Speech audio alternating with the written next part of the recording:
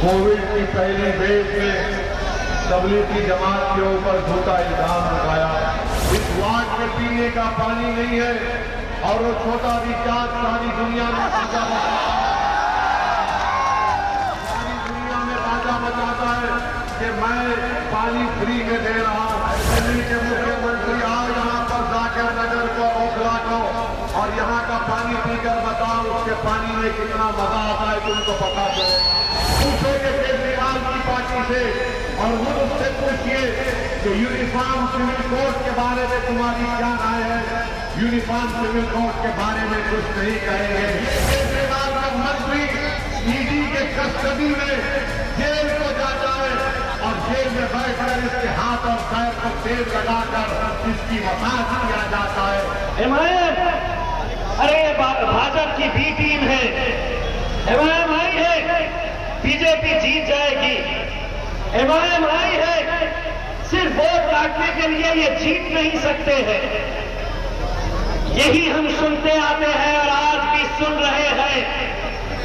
लेकिन उन तमाम लोगों को मैं ये पैगाम देना चाहता हूं कि अगर हम एक लोकसभा का इलेक्शन अगर जीत सकते हैं और वो भी कैसा, मैं नौजवानों से ये कहूंगा कि YouTube के ऊपर जाकर कभी देखिए।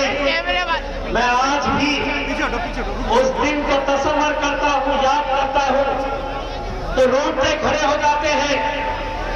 रमजान का दिन रोजे की हालत में सहरी करके नौजवान लड़के दिन भर काउंटिंग स्टेशन के सामने बैठे रहे, दिन भर इस उम्मीद के अंदर बैठे रहे कि मेरा भाई यहां से जीत कर आएगा। आपने वोट नहीं दिया मुझे, लेकिन यकीन मानिए पूरी जिम्मेदारी के साथ कहता हूं मेरी जीत में आप लोगों का भी हाथ है। भले ही आपने वोट नहीं दिया है, लेकिन दुआओं के लिए आपने भी हाथ उठे थे, आपने भी दुआएं किए थे। मुझे आज भी वो मंजर याद है जब असर के वक्त सुबह से इम्तियाज अली 2000, 3000, 4000 की लीड से आगे चल रहा, असर के वक्त 5000 की लीड से शिवसेना जब आगे हो गई, 30 साल से जो शिवसेना हमें सताती थी, अपने झंडे लहराती थी। आप ऐसे बेरोजगार को कामयाब करिए जिसको आप जानते हैं कि आपके जहां तक कांग्रेस पार्टी का सवाल है, कांग्रेस पार्टी दिल्ली के एमसीडी के चुनाव में आपको हटा देता, ये इसका असली चेहरा है। ये वही दिल्ली का मुख्यमंत्री है जिसने कोविड की पहली वेव में तबलीगी जमात के ऊपर झूठा इल्जाम लगाया। और आपको मैं याद दिलाना है, कोविड की पेशेंट की लिस्ट रिलीज होती थी तो एक सेक्शन में लिखा होता कितने लोगों को आज कोविड हुआ, कितने लोग डिस्चार्ज हुए, तो उसी सेक्शन में बाजू लिखता था कि तबलीगी जमात सुपर स्प्रेडर का नाम इसने दिया था। जिसके जहन में नफरत भरी हुई है, जो हिंदुत्व आइडियोलॉजी का मानने वाला है और दिखावे के लिए बहुत कुछ कहता है, मगर इसका दिल, इसका जहन पूरा हिंदुत्व आइडियोलॉजी के ऊपर है। तीसरी बात मैं आपको बताऊं, क्या दिल्ली के मुख्यमंत्री ने एक लफ्ज कहा, कुछ नहीं कहा। लोग मर रहे थे, घर जलाए जा रहे थे, लोग परेशान थे और ऐसे वक्त में दिल्ली का एक चीफ मिनिस्टर गांधी समाधि के पास जाकर कोई कंपनसेशन नहीं दिया जाता। ये इसका असली चेहरा है। इस वार्ड में पीने का पानी नहीं है और वो छोटा रिचार्ज सारी दुनिया में राजा बताता है कि मैं पानी फ्री में दे रहा हूं। दिल्ली के मुख्यमंत्री आज यहाँ पर जाकिर नगर को ओखला को और यहाँ का पानी पीकर बताओ उसके पानी में कितना मजा आता है, तुमको पता चलेगा। ये दिल्ली का चीफ मिनिस्टर, मेरी बात को याद रखिए, मैं आपको जज्बात में लाने के लिए नहीं कह रहा हूं, बल्कि ये 2013 का नरेंद्र मोदी है। नरेंद्र मोदी इसके बड़े भाई है, ये इनका छोटा भाई है। इतनी फिरका परस्ती इसमें है कि इसने कह दिया कि हमारे जो करेंसी के नोट है 100 रुपए की, 500 और 2000 की नोट पर दिल्ली के मुख्यमंत्री ने कह दिया कि इस पर गांधी की फोटो के साथ बल्कि उसके ऊपर देवी देवताओं की फोटो को लगाया जाए। हम दिल्ली के मुख्यमंत्री से पूछना चाहते हैं कि क्या तुमको याद नहीं आया कि ये मुल्क सेक्युलर मुल्क है, ये भारत है जिसका कोई मजहब नहीं है। किस बुनियाद पर तुमने मुल्क को एक हिंदुत्व तहजीब में डुबो देना चाहता है? वो भारत के सेक्युलरिज्म को जो संविधान में लिखा गया उसको खत्म करना चाहता है। मेरे अजीज दोस्तों, मेरी इज्जतदार मां, और बीजेपी में जितने लीडर हैं उस क्या आपने कभी सुना दिल्ली के मुख्यमंत्री के सामने उसका रेप अस्मत रेजी करके अपनी बेटी का कत्ल कर दिया गया? अगर बिल्किस की बेटी जिंदा होती तो शायद उसकी बेटी आज जामिया यूनिवर्सिटी में पढ़ती होगी, मगर की बिल्किस के ऊपर बात नहीं करेंगे। पूछोगे केजरीवाल की पार्टी से और वो उससे पूछिए कि यूनिफॉर्म सिविल कोड के बारे में तुम्हारी क्या राय है? यूनिफॉर्म सिविल कोड के बारे में कुछ नहीं कहेंगे। तो मेरे अजीज दोस्तों, मेरी इज्जतदार मां और बहनों, ये लड़ा हम दिल्ली के मुख्यमंत्री को जो हिंदुत्व आइडियोलॉजी का खुला सपोर्टर है, वो आइडियोलॉजी जो सावरकर ने लिखी उसको मान धोखा दिया। आपने उस छोटे रिचार्ज को मौका दिया असेंबली इंतखाबात में, उन्होंने कुछ नहीं किया कि मेरा शहर भारत से भी जेल में मर जाएगा, बीमार है, उसका इलाज नहीं हो रहा है। तो ये केजरीवाल का मंत्री ईडी के कस्टडी में जेल को जाता है और जेल में बैठकर इसके हाथ और पैर पर तेल लगाकर इसकी मसाज किया जाता है। सोचो आप कि आपने केजरीवाल का साथ दिया, एक तरफ हमारा भाई पालक सेठी है जिसकी बीवी तड़प रही है अपने शौहर के लिए, तो दूसरी तरफ केजरीवाल का मिनिस्टर है जो जेल में बैठा है और उसको पूरी सहूलतें मिल रही है। बताओ जी दोस्तों और बुजुर्गों, ये खुली नाइंसाफी नहीं है तो क्या है? इसीलिए आपको इन तमाम नाइंसाफियों के खिलाफ मुद्दई होकर आपको जवाब देना पड़ेगा। और जवाब हम सिर्फ नारे लगाकर नहीं दे सकते, जवाब हम सिर्फ जज्बाती तकारीर से नहीं दे सकते, बल्कि मैं जाकर नगर की आवाम से अपील कर रहा हूं। आपने देखा कि पार्लियामेंट में जब CAA का कानून लाया गया था तो मैं और इम्तियाज जलील साहब ने भाजपा के 3 श्रेणियों के सामने मोदी और अमित शाह के हाथ में हाथ डालकर हमने पालक सेठी जेल में सड़ रहा है, कई नौजवान बच्चे और बच्चियां जेल में सड़ रही है। आपके हर मुद्दे पर, हर मसले पर हम बोलते हैं। अब चुनाव आया है तो जो खरगोश बैठते हैं आप क्या उनको वोट देंगे या जो आपके लिए घर पे सताए के दांत बुलंद कर हर बार एक महीने चला जाए, मगर आप में नुमाइंदा होना जरूरी है। अगर लंदन भाई कामयाब होंगे और हम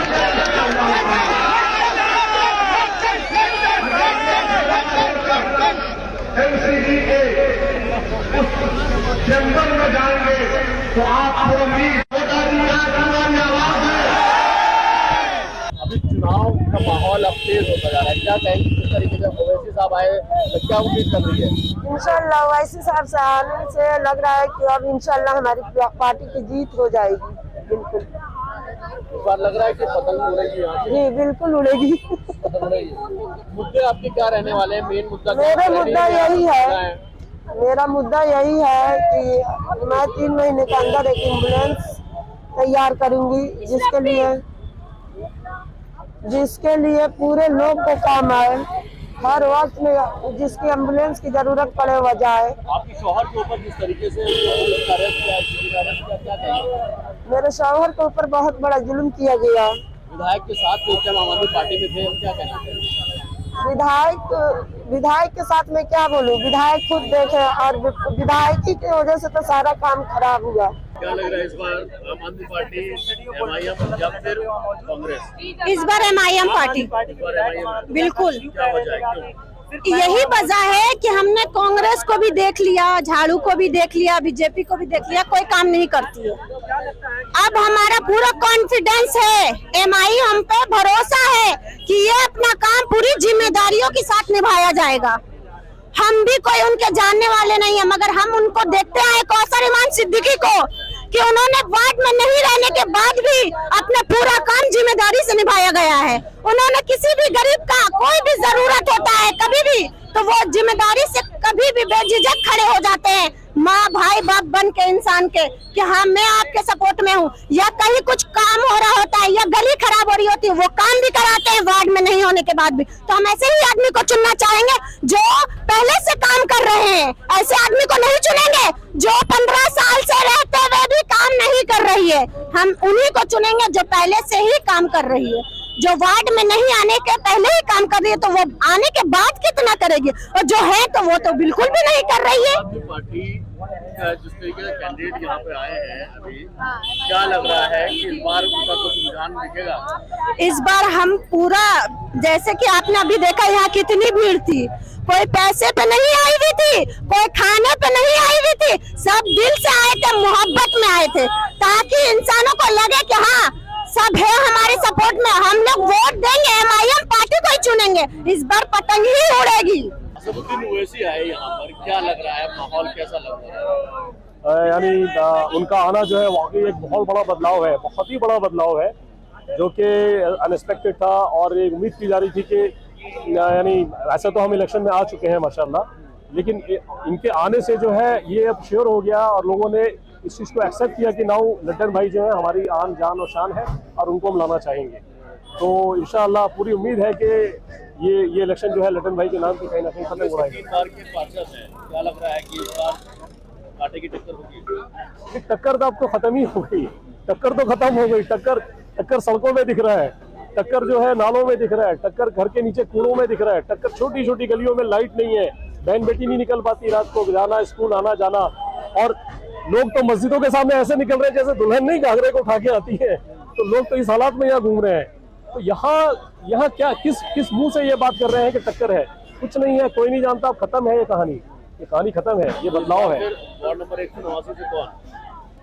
इंशाअल्लाह आज ऐलान हो चुका है और ऐलान किया, मुबारकबाद तो इसी साहब दे के जा चुके हैं। इंशाअल्लाह लड्डन भाई जो है आ रहे हैं और फुल फ्लैश आ रहे हैं इंशाअल्लाह। आपको क्या लगता है कि इस बार MIM, आम आदमी पार्टी, बीजेपी या कांग्रेस में से कौन जीतेगा यहाँ से? देखिए कांग्रेस को तो हम लोग टक्कर में समझते ही नहीं है, कांग्रेस तो टक्कर में है ही नहीं। कांग्रेस को तो खड़ा भी नहीं होना चाहिए था। पिछले 15 सालों में कांग्रेस ने जो किया है, किस मुंह से खड़ी हो गई है? कांग्रेस को तो शर्म के मारे नहीं आना चाहिए था।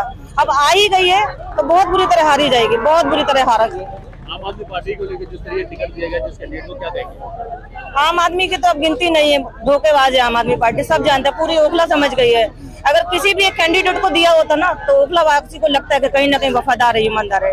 आम आदमी ने तो अपने पैर पे खुद कुल्हाड़ी मारी है, अब तो आम आदमी पार्टी नहीं आएगी और अब तो साफ है, झाड़ू ने अपने आप को खुद से साफ किया है। क्या लगता है इस बार कौन जीतेगा यहाँ से? इस बार लड्डन भाई जीतेंगे, क्योंकि हमारे इलाके में जो है ना सफाई नहीं होती, रोड टूटे हुए हैं और जनता कुछ भी नहीं कर रही। लेकिन इस बार कांग्रेस की पार्षद है यहाँ पे, जी क्या कहना है? कांग्रेस ने कुछ भी नहीं किया है अब तक, कुछ नहीं किया, नहीं कुछ भी नहीं किया है। उन्होंने वादे तो किए हैं कि ये करेंगे वो करेंगे, लेकिन वो कुछ भी नहीं करते। थोड़ा बहुत सुविधाएं जनता को दे देते हैं, लेकिन उसके बाद कुछ भी नहीं करते हैं। आम आदमी पार्टी का क्या लग रहा है आपको यहाँ पे? आम आदमी पार्टी भी नहीं करेगी। नहीं है।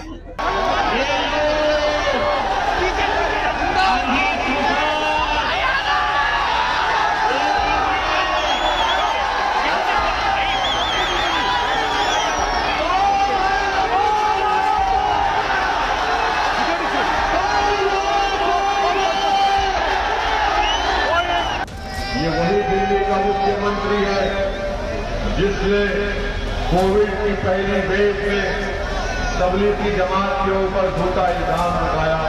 इस वार्ड में पीने का पानी नहीं है, और वो छोटा रिचार्ज सारी दुनिया में राजा बताता है कि मैं पानी फ्री में दे रहा हूं। दिल्ली के मुख्यमंत्री आज यहाँ पर जाकर नगर को ओखला को और यहाँ का पानी पीकर बताओ उसके पानी में कितना मजा आता है तुमको पता चले। पूछोगे केजरीवाल की पार्टी से और वो उससे पूछिए कि यूनिफॉर्म सिविल कोड के बारे में तुम्हारी क्या राय है। यूनिफॉर्म सिविल कोड के बारे में कुछ नहीं कहेंगे। केजरीवाल का मंत्री ईडी के कस्टडी में जेल को जाता है और जेल में बैठकर इसके हाथ और पैर पर तेल लगाकर इसकी मसाज किया जाता है।